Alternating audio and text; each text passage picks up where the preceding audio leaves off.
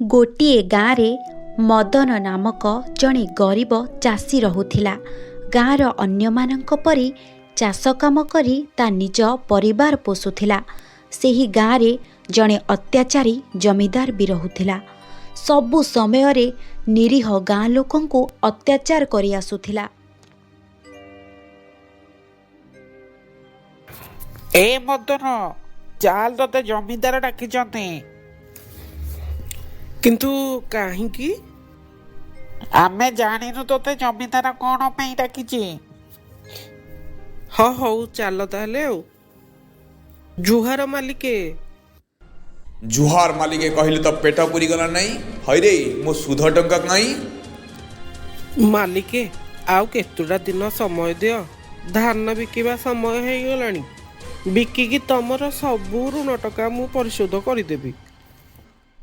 ଆରେ ତୁ କାଇଁ କଷ୍ଟ କରିବୁ? ମୋ ଲୋକ ତ ଧାନ ବିକି ଦେବେନି। ଜରେ ସମସ୍ତେ ତା ଘରେ ସବୁ ଅମଳ ଧାନକୁ ନେଇ ଆସ। ନାଇଁ ମାଲିକେ, ଏମିତି କରନି। ମୁଁ ଗରିବ ଲୋକଟା। ମୋର ବର୍ଷକର ପରିଶ୍ରମ ଫଳ ଯଦି ତମେ ନେଇଯିବ, ମୁଁ କ'ଣ ଖାଇବି? ମୋ ସ୍ତ୍ରୀ ପିଲା ଭୋକରେ ମରିଯିବେ। ମୋତେ ଟିକେ ସହାୟ ହୁଅ ମାଲିକେ। ଏ ମଦନ, ଏ କନ୍ଦା କଟା ଟିକେ କରନା। ମୁଁ ଯାହା କହେ ତାହା ହିଁ କରେ। ତୁ ବେଶୀ ବକବକ ହେବୁ ତ ତୋ ପିଠିରେ ଛାଲ ଉତାରି ଦେବି, ବୁଝିଲୁ? କ'ଣ କରିବା? ଏବେ ଆମର ସବୁଯାକ ପରିଶ୍ରମର ଫଳ ଜମିଦାର ବାବୁ ନେଇଗଲେ। ଆମେ ଏବେ କ'ଣ କରିବା? ହଁ ଲୋ ଚମ୍ପା, ମୋ ମୁଣ୍ଡ କାମ କରୁନି। ଦିନକୁ ଦିନ ଏ ଜମିଦାରର ଅତ୍ୟାଚାର ବଢ଼ି ଚାଲିଛି। ହେ ପ୍ରଭୁ ଜଗନ୍ନାଥ, ମୋତେ ସହାୟ ହୁଅ। ଶୁଣ ଶୁଣ ଶୁଣ, ଗାଁ ଲୋକମାନେ ଭଲ ଭାବେ ଶୁଣ। ଆପଣମାନେ ନିଜ ଜମିରେ ଆଉ ଚାଷ କରିପାରିବେନି। ଏହା ଜମିଦାରଙ୍କ ନିର୍ଦ୍ଦେଶ। କେବଳ ସେତିକି ନୁହେଁ, ଅନ୍ୟ ଜାଗାରୁ ଏ ଅଞ୍ଚଳକୁ କୌଣସି ଖାଦ୍ୟ ପଦାର୍ଥ ବି ଆସିପାରିବନି। ଯାହାର ଯାହା ଦରକାର ଜମିଦାର ଠାରୁ କିଣିକି ଆଣିବ। ଯେଉଁମାନେ ଏକଥା ନ ମାନିବେ ସେମାନଙ୍କ ଉପରେ କଠୋର ଦଣ୍ଡ ଦିଆଯିବ। ଶୁଣ ଶୁଣ ଶୁଣ। ଆରେ ଆମେ ଏବେ କ'ଣ କରିବା? ଏ ଜମିଦାରର ଇଏ କି ନିର୍ଦ୍ଦେଶ? ତାଠୁ ଯଦି ଆମେ ଏମିତି କିଛି କିଣିବା, ସେ ତ ଆକାଶ ଛୁଆ ରେଟ୍ ନେବ। ଆମ ପାଖରେ ବି ଏତେ ଟଙ୍କା ନାହିଁ ତାଠୁ କିଣି ଆଣିବା ପାଇଁ। ଚାଲ ଭାଇମାନେ, ଆମେ ସମସ୍ତେ ମିଶିକି ଜମିଦାର ପାଖକୁ ଯିବା ଆଉ ତାଙ୍କୁ ବୁଝେଇବା।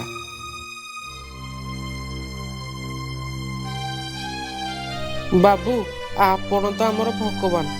ଆପଣ ଯଦି ଆମ ପ୍ରତି ଏପରି ନିଷ୍ଠୁର ହେବେ, ଆମେ କେମିତି ଚଳିବୁ ବାବୁ? ଆରେ ଯାଅ ଯାଅ, ତମେ ମାନେ ଠିକରେ କର ଦେଉନ। ତେଣୁ ଏ ହେଉଛି ତୁମକୁ ଶାସ୍ତି। ଆଉ ବେଶୀ ବକବକ ହେବ, ମୋ ଠେଙ୍ଗା କଥା କହିବ। ଚାଲ ଯାଅ ଏଠୁ। ଭାଇମାନେ, ଆମେ ଏବେ କ'ଣ କରିବା? ଜମିଦାରର ଏପରି କଠୋର ନିର୍ଦ୍ଦେଶ ପରେ ସମସ୍ତେ ନିଜ ନିଜ ଘରେ ସଞ୍ଚିତ ଖାଦ୍ୟ ଖାଇ ବଞ୍ଚିବାକୁ ଲାଗିଲେ। ହେଲେ କିଛି ଦିନ ମଧ୍ୟରେ ସବୁ ଖାଦ୍ୟ ସରିବାକୁ ଲାଗିଲା।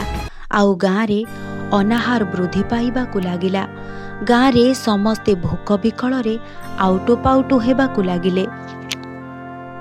ଏଇଟି ଶୁଣୁଛ, ମୁନା କାଲିଠୁ କିଛି ଖାଇନି।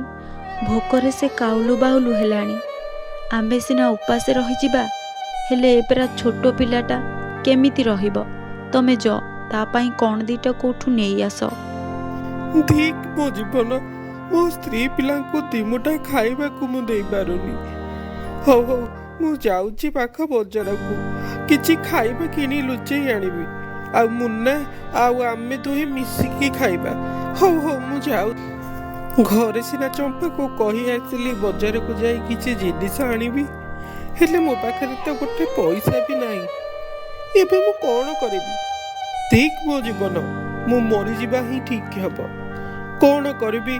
ରହି ମୋ ସ୍ତ୍ରୀ ପିଲାଙ୍କୁ ଏମିତି ଭୋକ ଉପାସରେ ମରିବା ମୁଁ ଦେଖିପାରିବିନି। ମୁଁ ମରିଯିବାଟି ହିଁ ଠିକ୍ ହେବ। ହଁ, ମୁଁ ମରିଯିବି। ଏଇଠି ଆତ୍ମହତ୍ୟା କରିବି। କାହିଁକି ମରିବ ଚାଷୀ ଭାଇ? ତମେ କିଏ? ମୁଁ ହଉଛି ଭୂତ। ମୁଁ ଏ ଜଙ୍ଗଲରେ ରହେ। ହେଲେ ତମେ ଡର ନାହିଁ, ମୁଁ ତମର କିଛି କ୍ଷତି କରିବିନି।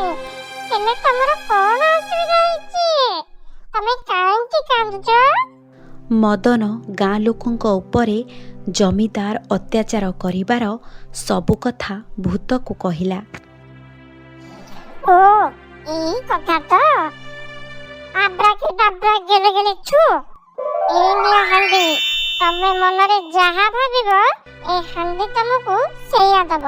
କିନ୍ତୁ ମନେ ରଖିବ, ଏ ହାଣ୍ଡି ଯଦି ଭାଙ୍ଗିଯାଏ ତାର ଜାଦୁ ଶକ୍ତି ସରିଯିବ। ଏହା କହି ଭୂତ ସେଠାରୁ ଉଭାନ ହୋଇଯାଏ। ମଦନ ସେ ହାଣ୍ଡିକୁ ନେଇ ଖୁସି ଖୁସିରେ ଘରକୁ ଯାଏ। ଘରେ ମଦନ, ତା ସ୍ତ୍ରୀ ଆଉ ପୁଅ ସେ ହାଣ୍ଡିରୁ ବିଭିନ୍ନ ରକମର ଖାଦ୍ୟ ବାହାର କରି ପେଟ ଫୁଲ କରି ଖାଆନ୍ତି। ଏଇଟି ଶୁଣୁଛ, ଆମ ପରି ବି ଗାଁ ଲୋକେ ବି ବହୁଦିନ ହେଲାଣି ଉପାସେ ଅଛନ୍ତି।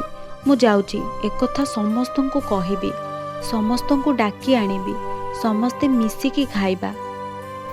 ହଁ ଚମ୍ପା, ତମେ ଠିକ କହିଛ। ଚମ୍ପା ଯାଇ ଗାଁ ଲୋକଙ୍କୁ ଏ ଚମତ୍କାର ହାଣ୍ଡି ବିଷୟରେ ଗାଁ ଲୋକମାନଙ୍କୁ ଜଣାଏ। ଆଉ ସମସ୍ତେ ଆସି ସବୁଦିନ ମଦନ ଘରଠାରୁ ପେଟ ପୂରା ଖାଦ୍ୟ ଖାଇ ଯାଆନ୍ତି। ଏହା ମଧ୍ୟରେ କିଛି ଦିନ ବିତେ। ଏ ଘଟଣା ଯାଇ ପହଞ୍ଚେ ଜମିଦାର ପାଖରେ। ଓହୋ, ଏମନ୍ତ କଥା। ସେ ମଦନର ଏତେ ସାହସ। ମୁଁ ନିଜେ ଯାଇ ସେ ମଦନକୁ ମଜା ଚଖାଉଛି। ହଇରେ, ତୁ କ'ଣ କୋଉଠୁ ହାଣ୍ଡି ଆଣି ଲୋକଙ୍କୁ ଖାଇବାକୁ ଦେଉଛୁ? ଦେଖି ସେ ଚମତ୍କାର ହାଣ୍ଡି। ହଁ ହଁ, ନା ଥିବ ବାଉଁଶ, ନା ବାଜିବ ବଇଁଶୀ। ମାଲିକ, ତମେ ଆପଣ ଏ କ'ଣ କଲେ? ମରିଯିବୁ ସାଥେ। ଆମ ଉପରେ ଏମିତି କଠୋର ହୁଅନ୍ତୁନି ଆପଣ।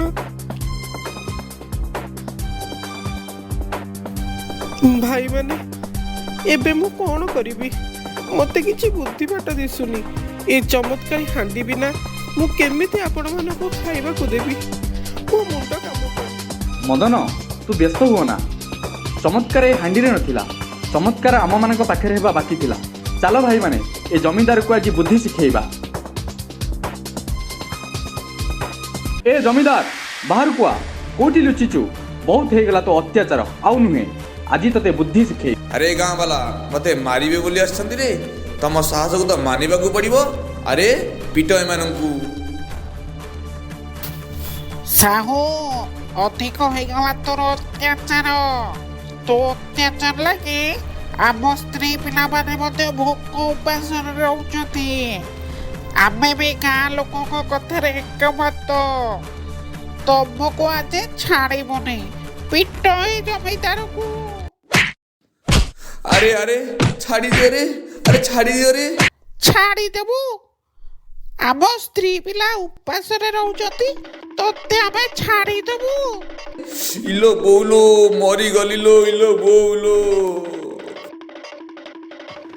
ସେଦିନଠାରୁ ଜମିଦାର ଆଉ ଗାଁକୁ ଫେରିଲା ନାହିଁ। ଗାଁ ଲୋକେ ଖୁସିବାସିରେ ପୂର୍ବ ପରି ଚାଷବାସ କରି ଶାନ୍ତିରେ ରହିବାକୁ ଲାଗିଲେ।